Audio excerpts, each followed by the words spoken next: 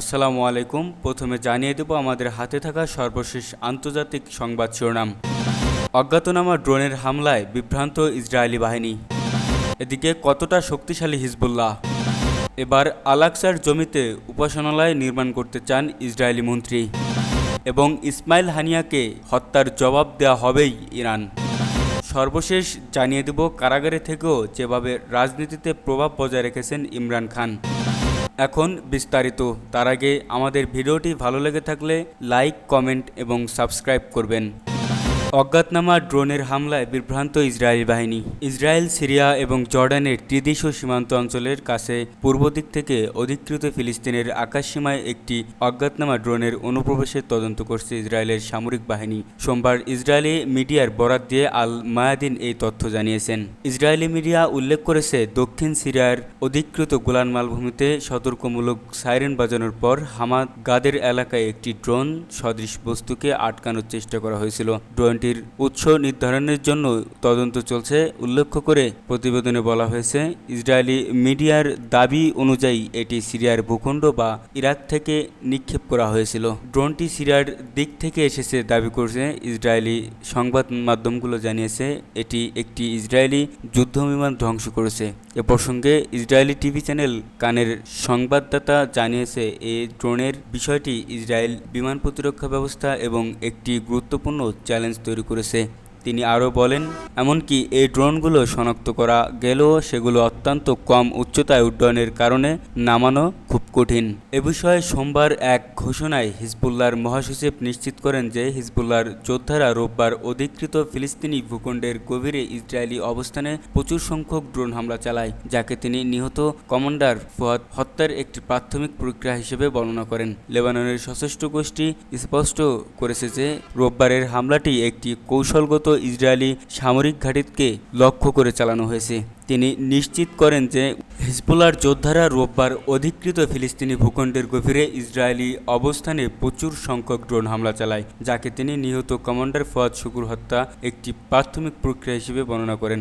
লেবাননের সশস্ত্র গোষ্ঠী স্পষ্ট করেছে যে রোববারের হামলাটি একটি কৌশলগত ইসরায়েলি সামরিক ঘাঁটিকে লক্ষ্য করে চালানো হয়েছে। তিনি নিশ্চিত করেন যে উল্লেখযোগ্য সংখ্যক ড্রোন তাদের অভীষ্ট লক্ষ্যবস্তুকে আঘাত এনেছে, যদিও শত্রুরা এর ক্ষয়ক্ষতি গোপন রাখতে ফন্দি আটছে। হাসান নাসরুল্লাহ ব্যাখ্যা করে বলেছেন, অভিযানটি দুটি পর্যায়ে অন্তর্ভুক্ত ছিল। প্রাথমিক পর্যায়টি হলো ইসরায়েলের আয়রন ডোম এবং ইন্টারসেপ্টর ক্ষেপণাস্ত্রগুলোকে নিঃশেষ করা এবং এর জন্য শত শত উদ্দেশ্যমূলক রকেট দিয়ে উত্তরে অধিকৃত ফিলিস্তিনের সামরিক ঘাঁটি এবং ব্যারাকগুলোকে লক্ষ্যবস্তু করার উপর দৃষ্টি নিবদ্ধ করা, যা দ্বিতীয় পর্বের জন্য প্রথম পথ তৈরি করে দিয়েছিল এবং ড্রোনের ঝাঁক তাদের অভীষ্ট লক্ষ্যবস্তুকে আঘাত এনেছে।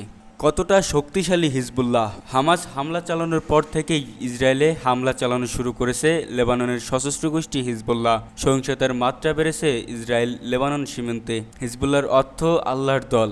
80-র দশকের শুরুর দিকে হিজবুল্লাহ গঠন করেছিল ইরানের রেভলিউশনারি গার্ডস। উদ্দেশ্য ছিল লেবাননে ইসলামিক আন্দোলনের প্রসার ও সেখানে হামলা করা ইসরায়েলিদের সঙ্গে লড়াই। মূলত শিয়া মুসলিমদের নিয়ে গঠন হয় হিজবুল্লাহ। হিজবুল্লাহ ইসরায়েলের সঙ্গে সবচেয়ে বড় আকারের যুদ্ধ হয়েছে 2006 সালে। ইসরায়েলের সঙ্গে 34 দিনে সেই যুদ্ধে লেবাননের 1125 এর বেশি মানুষের মৃত্যু হয়, যাদের বেশিরভাগ ছিল সাধারণ নাগরিক। বিপরীতে ইসরায়েলের মৃত্যু হয়েছিল 164 জনের, যাদের বেশিরভাগই ছিল সেনা। এরপর থেকে নিজেদের ক্ষমতা বাড়ানোর চেষ্টা করছে এই গোষ্ঠীটি। 2012 সালে সিরিয়ার প্রেসিডেন্ট বাশার আল আসাদকে সুন্নি বিদ্রোহীদের মোকাবিলায় হিজবুল্লাহকে নিয়োগের পর থেকে তাদের সামরিক ক্ষমতা বেড়েছে বলে জানাচ্ছে বার্তা সংস্থা রয়টার্স। ইসরায়েল সহ বেশিরভাগ পশ্চিম দেশ নিষিদ্ধ করেছে এই গোষ্ঠীকে। ইসরায়েল ও হিজবুল্লাহর মধ্যকার সংঘাত যদি শেষ পর্যন্ত পুরোদস্ত যুদ্ধের দিকে গড়ায়, সেই সম্ভাবনার কথা মাথায় রেখে দেখে নেওয়া যেতে পারে তাদের সামরিক শক্তি আসলে ঠিক কতটা। কোনো দেশের রাষ্ট্রীয় বাহিনী না হয়েও বিশ্বের সবচেয়ে আধুনিক অস্ত্রসভারে সজ্জিত সামরিক শক্তিগুলোর অন্যতম হলো হিজবুল্লাহ। বস্তুত এরকম বাহিনীগুলোর মধ্যে তারাই সবচেয়ে শক্তিশালী। এবং তাদের টাকা পয়সা ও অস্ত্রশস্ত্র জোগাড় ইরান। হিজবুল্লাহর প্রধান শেখ হাসান নাসরুল্লাহর দাবি অনুযায়ী তাদের প্রায় 1 লাখ যোদ্ধা আছেন, যদিও বিভিন্ন নিরপেক্ষ সূত্রে এই সংখ্যাটা 20 থেকে 50 হাজারের মধ্যে বলেও বলা হয়। হিজবুল্লাহর এই সদস্যরা সামরিক প্রশিক্ষণ প্রাপ্ত এবং তাদের যুদ্ধের অভিজ্ঞতাও আছে। এদের অনেকেই সিরিয়ার গৃহযুদ্ধ লড়াই করেছে।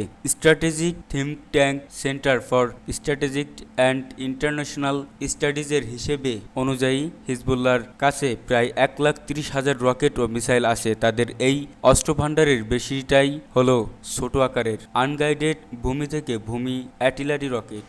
তবে হিজবুল্লাহর সাভারে বিমান ও রত্তরি বিধ্বংসী মিসাইল আছে বলেও ধারণা করা হয়। তাছাড়া বেশ কিছু গাইডেড মিসাইলও আছে, যেগুলো ইসরায়েলকে অনেক ভেতরে গিয়েও আঘাত আনতে সক্ষম। গাজা ভূখণ্ডে হামাসের হাতে যে ধরনের অস্ত্রশস্ত্র আছে তার তুলনায় হিজবুল্লাহর এই অস্ত্রভাণ্ডার অনেক বেশি আধুনিক ও বিধ্বংসী। আল আকসার জমিতে উপাসনালয় নির্মাণ করতে চায় ইসরায়েলি মন্ত্রী।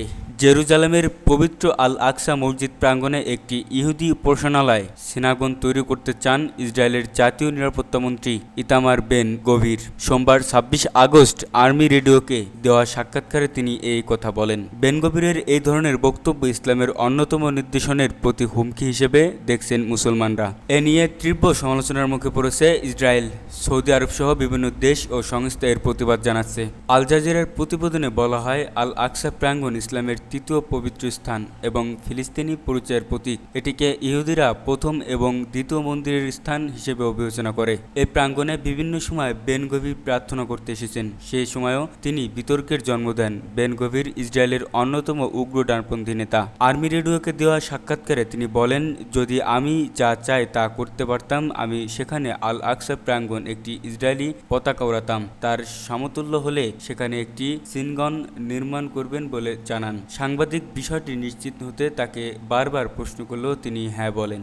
আল আকসা মসজিদ প্রাঙ্গণটি কাগজে কলমে জর্ডানের নিয়ন্ত্রণে, তবে সেখানে প্রবেশ ও কার্যাদি ইসরায়েলি নিরাপত্তা বাহিনী নিয়ন্ত্রণ করে আসছে। এদিকে বেন গভিরের মন্তব্যে কড়া প্রতিবাদ জানিয়েছে জর্ডান, সৌদি আরব, ফিলিস্তিন, হামাস, মিশর সহ আরও অনেক দেশ। জর্ডানের পররাষ্ট্র মন্ত্রণালয়ের মুখপাত্র সুফিয়ান কোদাহ এক বিবৃতিতে বলেছেন, আল আকসা ও পবিত্র স্থানগুলো মুসলমানদের পবিত্র উপাসনালয় স্থান। পবিত্র স্থানগুলোতে হামলা বন্ধ করার জন্য জর্ডান সমস্ত প্রয়োজনীয় ব্যবস্থা নেবে। আল আকসায় হামলার বিরুদ্ধে আন্তর্জাতিক আদালতে ব্যবস্থা নেওয়ার জন্য প্রয়োজনীয় আইনি কাগজপত্র প্রস্তুত করা হচ্ছে।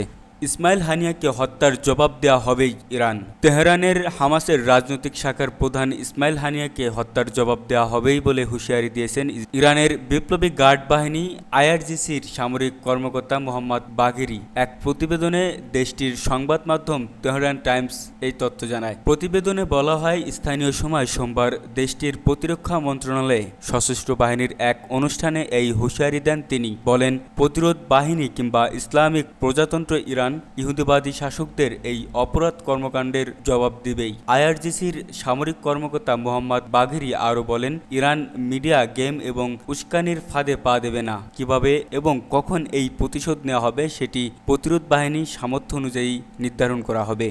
কারাগারে থেকেও যেভাবে রাজনীতিতে প্রভাব বজায় রেখেছেন ইমরান খান। পাকিস্তানের সাবেক প্রধানমন্ত্রী ইমরান খান কারাগারে আছেন প্রায় 1 বছর। তবে কারাগারে থাকলেও দেশটির রাজনীতিতে নিজের প্রভাব বজায় রেখেছেন তিনি। বিবিসির প্রতিবেদনে বলা হয়েছে, এখনও পাকিস্তানের বিরোধী রাজনীতির প্রভাবশালী শক্তি ইমরান খান। কাগজপত্রে ও আদালতে তার নাম আসছে নিয়মিত, আর সামাজিক যোগাযোগ মাধ্যমে ইমরানের সমর্থকরা অদম্য। জনসম্মুখে আসতে না পারলেও এই সাবেক ক্রিকেট তারকার সঙ্গে নিয়মিত দেখা করতে আসা স্বল্প কিছু মানুষ বহির্বিশ্বের কাছে তার বার্তা পৌঁছানোর একমাত্র দূত হয়ে উঠেছেন।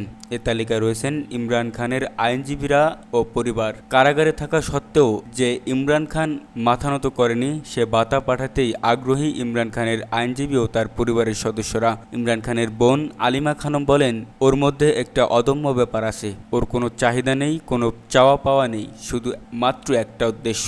যারা দেখা করতে যান তাদের মতে এই সাবেক ক্রিকেট তারকার দিন কাটে এক্সারসাইজ, বাইকে কসরত করে, বই পড়ে এবং ভাবনা চিন্তা করে। উঠানে ঘুরে বেড়ানোর জন্য তার হাতে দিনে 1 ঘন্টার মতো সময় থাকে। পরিবার কত তাড়াতাড়ি তাকে নতুন বই সরবরাহ করতে পারে তা নিয়ে অবশ্য মাঝে মাঝে মতবিরোধও দেখা যায়, কিন্তু বাস্তব বিষয় হলো ইমরান খান ও তার স্ত্রী বুশরা বিবি এখনও কারাগারে আটক আছেন। তাদের মুক্তি পাওয়ার কোনো লক্ষণ খুব শীঘ্রই দেখা যাচ্ছে না। কেউ কেউ অবশ্য মনে করেন এটি খুব একটা আশ্চর্য হওয়ার বিষয় নয়। কারাগারে 1 মিনিটও সময় নষ্ট করছে না বলে জানিয়েছেন ইমরান খান। এটি তার কাছে আরও জ্ঞান অর্জন করার একটা সুযোগ, বিবিসিকে বলছিলেন আলিমা খানম। ওয়াশিংটনের উইলসন সেন্টার থিঙ্ক ট্যাঙ্কের দক্ষিণ এশিয়া ইনস্টিটিউটের পরিচালক মাইকেল কুগেলম্যান বলেন, তার জেল থেকে বেরিয়ে আসার বিষয়টা সহজ হয়। ইমরান তেমন কিছু একটা করবেন বলেও কোনো প্রত্যাশা ছিল না। কুগেলম্যান জানিয়েছেন, পাকিস্তানের সামরিক বাহিনী হলো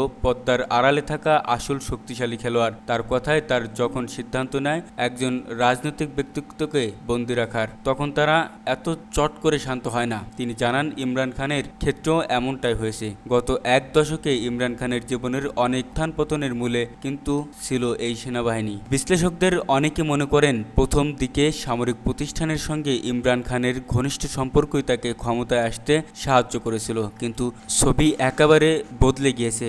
গত বছরে সেই সম্পর্ক এসে তলানিতে ঠেকে। ইমরানের আইনজীবী ও নির্বাচনী প্রার্থী সালমান আকরম রাজা বলেন, তা সত্ত্বেও আমরা দৃশ্যপ্রতিজ্ঞ ছিলাম। তিনি বলেন, একেবারে কোণঠাসা পরিস্থিতি ছিল।